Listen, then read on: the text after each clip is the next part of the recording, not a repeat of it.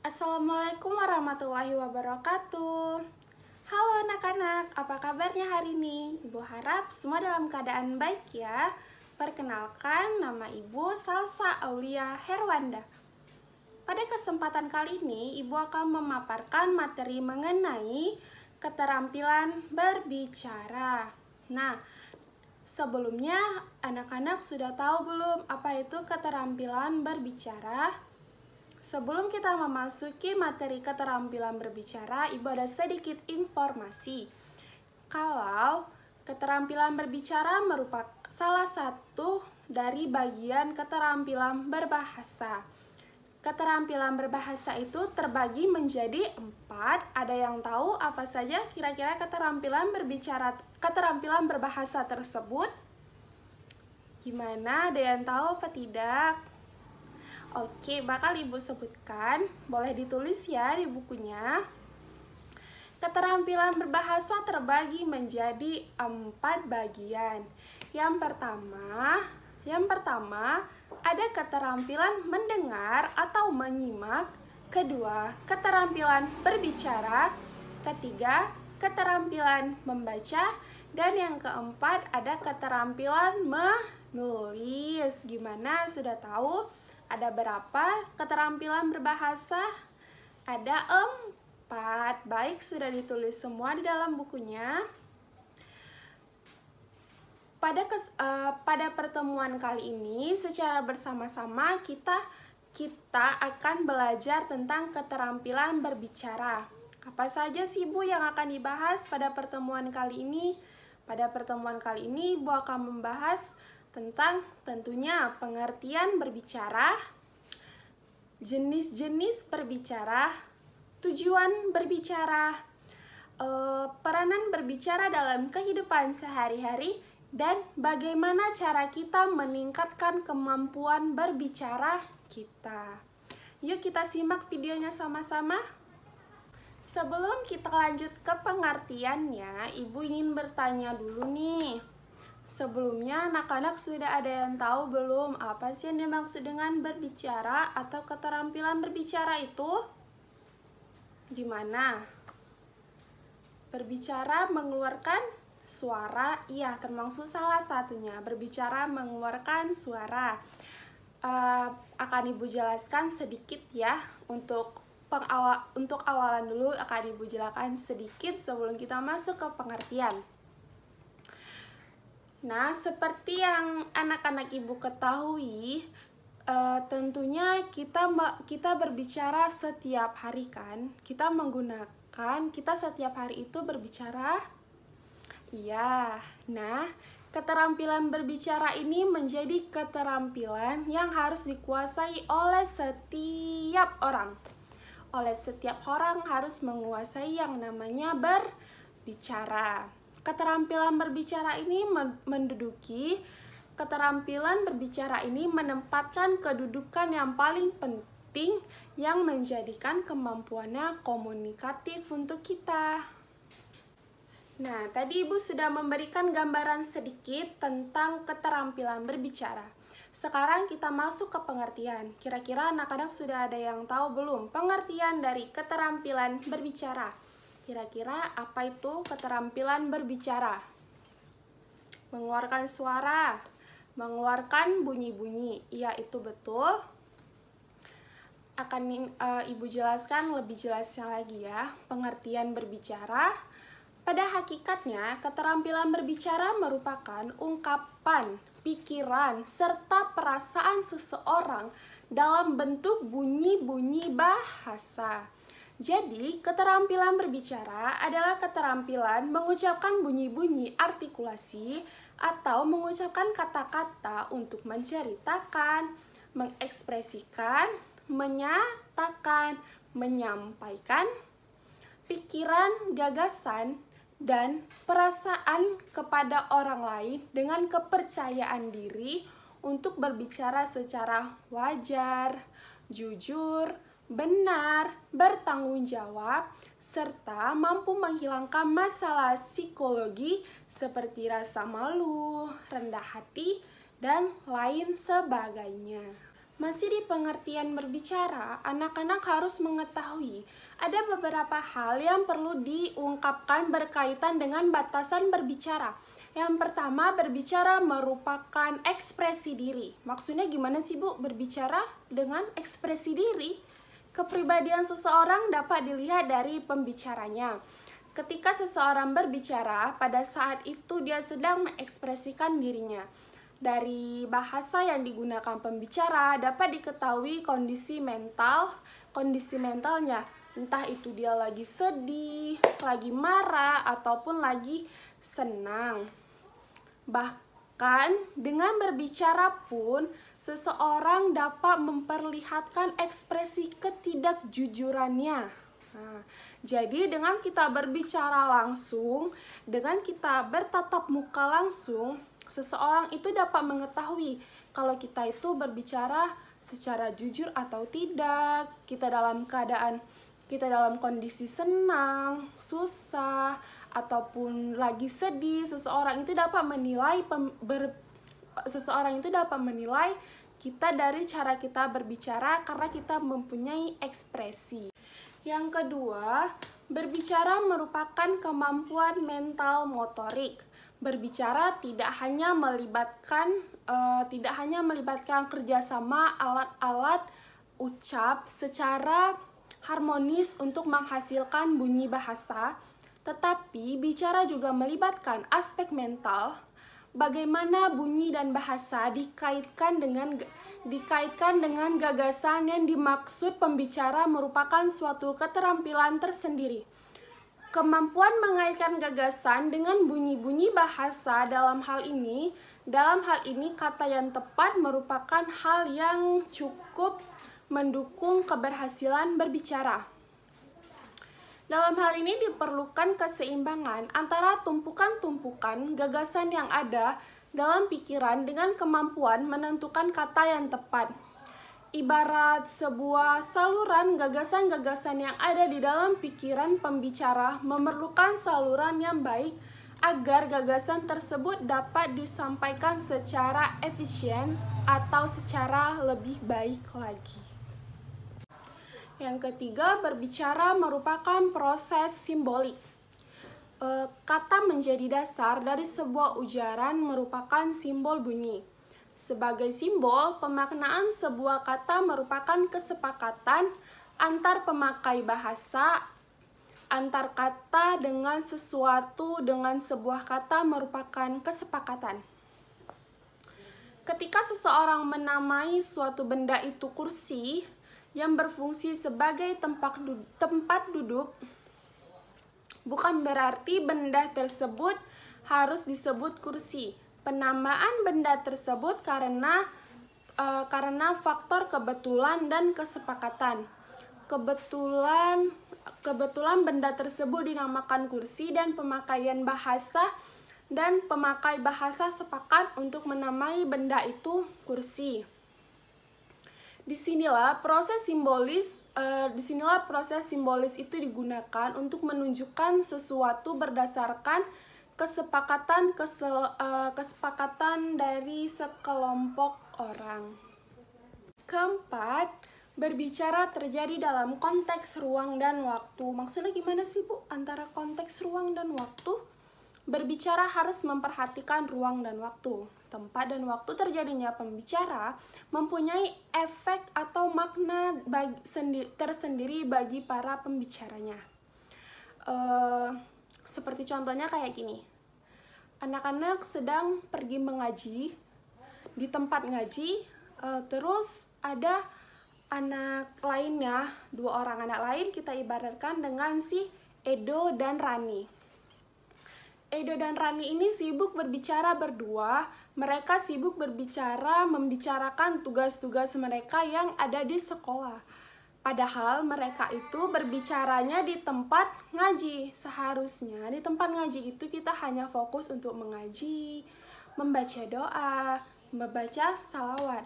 Tetapi Rani dan Edo sibuk dengan tugas-tugas yang diberikan dari sekolahnya. Mereka membahas di tempat ngaji. Nah, Itu jangan ditiru ya anak-anak, karena kita ada tempat dan waktunya kapan kita harus membicarakan tugas-tugas sekolah kita bersama teman. Entah itu kita bisa kerja kelompok, atau mungkin bisa atau bisa Rani ke rumah Edo, atau Edo ke rumah Rani sepulang mengaji nanti, atau saat pulang ngaji itu bisa mereka bicarakan. Kenapa sih Bu nggak boleh? Ya tentu nggak boleh, karena nanti pendengar yang lain akan merasa begini, kok mereka asik berdua ya, ngomong apa? Kenapa mereka selalu asik dengan ngomong mengenai tugas-tugas sekolah mereka dan yang lain-lainnya. Dan yang kelima, berbicara merupakan keterampilan berbahasa yang paling produktif. Produktif di sini bukan berarti kita menghasilkan suatu benda atau produk ya anak-anak. Produktivitas di sini dalam hal ini diartikan sebagai kalau keterampilan berbicara di dalam keterampilan berbahasa itu mempunyai yang paling banyak digunakan untuk berkomunikasi. Seiring dengan kemampuan berbahasa lainnya, yaitu menyimak, kedua kemampuan ini tidak dapat dipisahkan karena kedua keterampilan tersebut mempunyai hubungan resiprokal. Rasanya jarang ya orang mengungkapkan secara jujur sebuah perasaan melalui menulis. Ya tidak. Seseorang akan secara refleks atau spontan menyatakan perasaannya dengan jujur, yaitu dengan cara berbicara. Nah, setelah Ibu menjelaskan pengertian, selanjutnya Ibu akan menjelaskan tujuan dan jenis berbicara. Yang pertama ada tujuan berbicara. Tujuan umum berbicara adalah untuk menginformasikan gagasan-gagasan pembicara kepada pendengarnya. Akan tetapi, tujuan berbicara sebetulnya tidak hanya memberikan informasi kepada orang lain. Menentukan tujuan berbicara harus ditempatkan sebagai sarana penyampaian sesuatu kepada orang lain sesuai dengan tujuan yang diharapkan pembicara. Yang pertama ada tujuan sosial. Manusia sebagai makhluk sosial menjadikan kegiatan berbicara sebagai sarana untuk membangun konsep diri, eksistensi diri, keberlangsungan hidup, memperoleh kebahagiaan, dan menghindari tekanan serta ketegangan. Dengan bahasa, manusia dapat menunjukkan siapa dirinya. Orang yang tidak berkomunikasi cenderung tidak dapat menunjukkan siapa diri sesungguhnya dan bagaimana perannya sebagai makhluk sosial.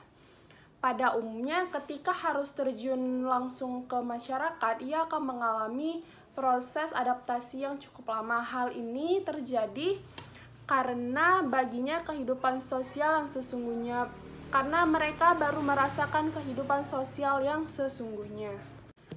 Karena sesungguhnya setiap manusia mengembangkan konsep dirinya melalui interaksi dengan orang lain dalam masyarakat, dan itu dilakukan lewat komunikasi.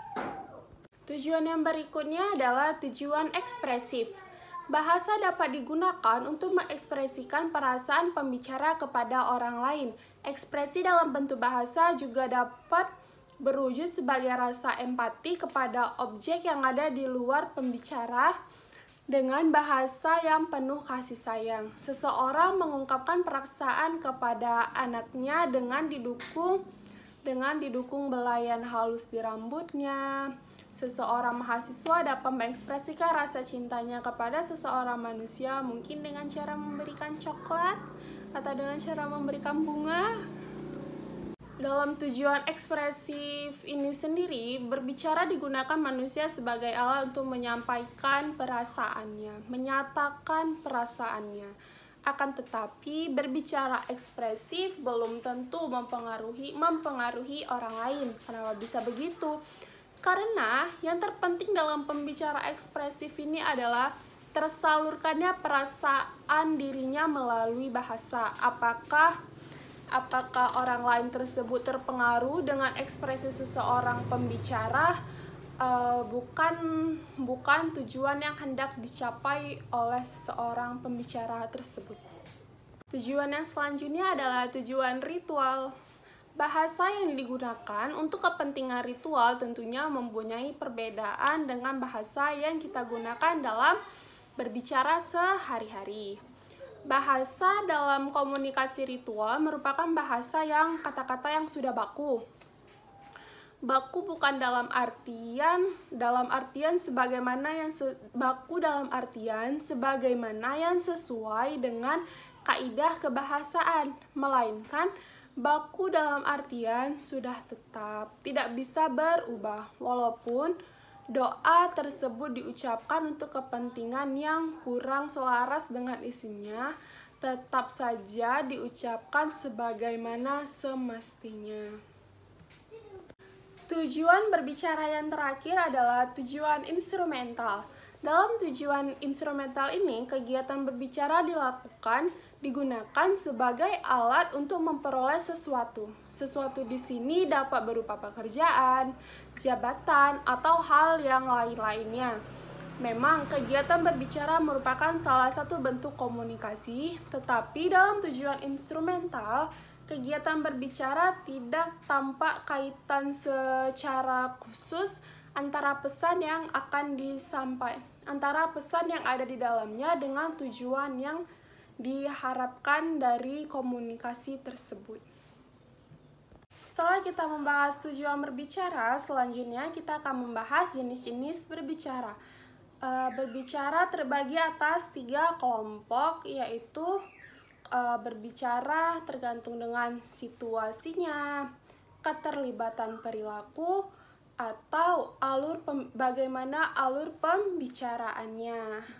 Untuk lebih jelasnya, tetap simak video ini ya. Yang pertama, berdasarkan situasi. Berdasarkan situasi, berbicara dikelompokkan ke dalam 2 jenis, yaitu berbicara formal. Berbicara formal merupakan kegiatan berbicara yang terkait pada aturan-aturan, baik aturan yang terkait dengan tata kerama maupun kebahasaan.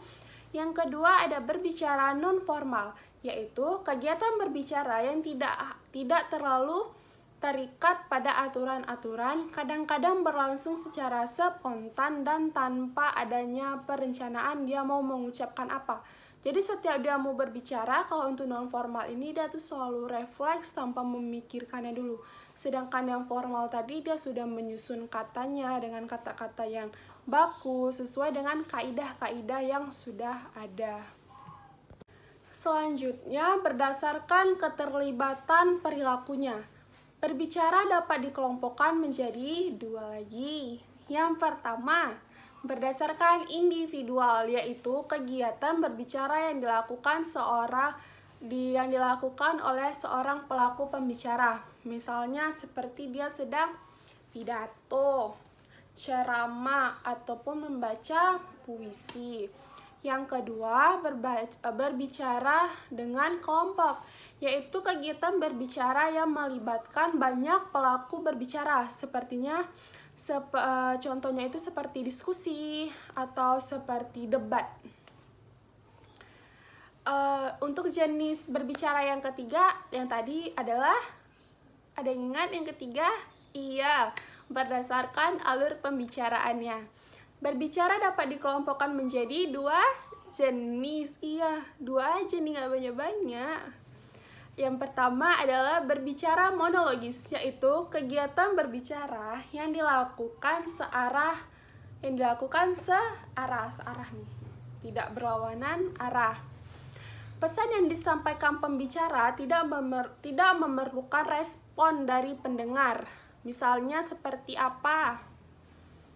Dia itu sudah berbicara, tapi dia tidak perlu respon dari pendengar atau dari orang lain. Contohnya seperti pidato. Ada lagi puisi. Jadi contohnya itu seperti membaca pidato ataupun puisi. Yang kedua, berbicara dialogis, yaitu kegiatan berbicara yang dilakukan secara 2 arah. Pesan yang disampaikan pembicara tentunya memerlukan respon dari pendengarnya. Jadi dialogis ini seperti kebalikan dari monologis. Kalau monologis tadi kegiatan berbicara yang dilakukan satu arah tanpa perlu adanya respon dari si pendengar, sedangkan yang dialogis yaitu berbicara yang dilakukan dengan dua arah atau yang dilakukan oleh dua orang, dan pembicaraan tersebut, komunikasi tersebut memerlukannya respon dari seseorang. Selanjutnya, Ibu akan menjelaskan peranan berbicara dalam kehidupan sehari-hari. Dalam kehidupan sehari-hari, berbicara juga mempunyai peran. Jadi kita berbicara itu bukan asal berbicara saja.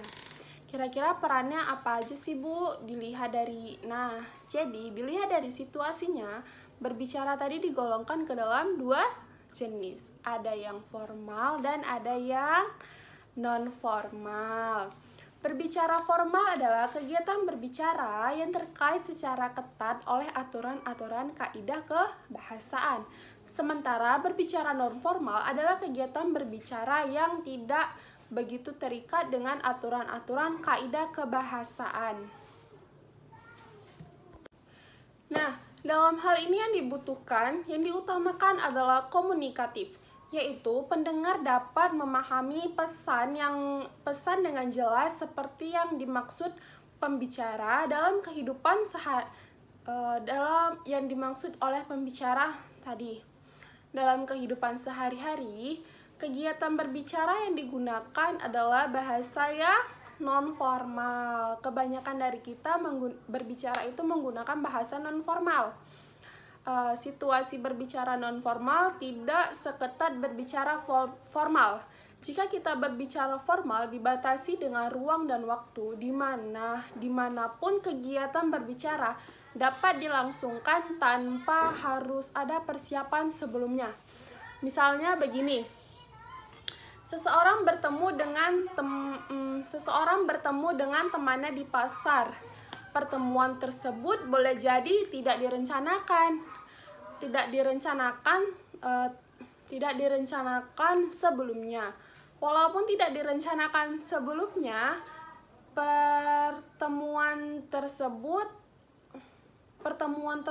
telah muncul kegiatan berbicara, seperti kita bertemu dengan teman kita. Tidak mungkin dong kita tidak menegur dia, pasti kita menegurnya. Walaupun dari rumah kita tidak ada kepikiran, wah kayaknya kita nih akan bertemu dia di pasar. Kira-kira kata-kata apa ya yang harus aku siapkan? Tidak begitu. Karena kita dalam kehidupan sehari-hari kita biasa menggunakan bahasa non-formal, ketika kita berjumpa dengan teman, pastinya kita akan menyapa. Assalamualaikum, hai, dari mana, belanja apa saja, pasti begitu. Nanti bakal ada respon dari pendengar tersebut. Selanjutnya, bagaimana sih upaya kita dalam meningkatkan kemampuan berbicara kita? Sebenarnya anak-anak, ada banyak sekali upaya yang dapat dilakukan untuk memperbaiki kemampuan berbicara kita, terutama dalam pembelajaran bahasa Indonesia. Salah satu upaya yang dapat kita lakukan untuk meningkatkan kemampuan berbicara, salah satunya adalah dengan bercerita atau dengan storytelling. Untuk menyajikannya storytelling itu agar lebih menarik, misalnya nih, si Lani mempunyai adik di rumah dan Lani ingin meningkatkan kemampuan berbicaranya. Lani dapat bercerita atau berstorytelling dengan storytelling untuk adik Lani ataupun untuk teman-teman Lani, begitu. Nah, pertanyaan bagus, gimana sih Bu caranya agar storytelling itu menjadi lebih menarik? Untuk menyajikannya secara menarik, diperlukan beberapa persiapan nih. Persiapannya mulai dari jenis ceritanya, Lani mau cerita apa, menyiapkan tempat, persiapan alat peraga, dan sebagainya.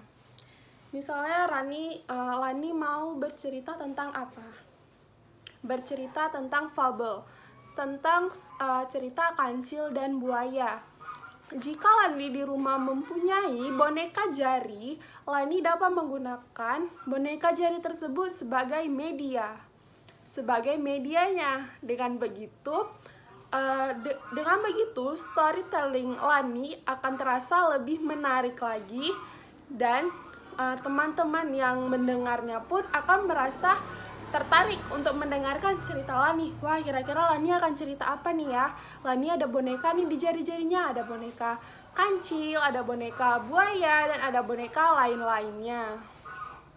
Oke anak-anak, jadi sekian dulu untuk pertemuan kita hari ini. Untuk pertemuan selanjutnya kita akan membahas tentang strategi meningkatkan kemampuan berbicara. Jangan lupa dibaca-baca bukunya dan dicari tahu informasi-informasi mengenai tentang strategi meningkatkan berbicara. Sampai berjumpa di pertemuan berikutnya. Assalamualaikum warahmatullahi wabarakatuh.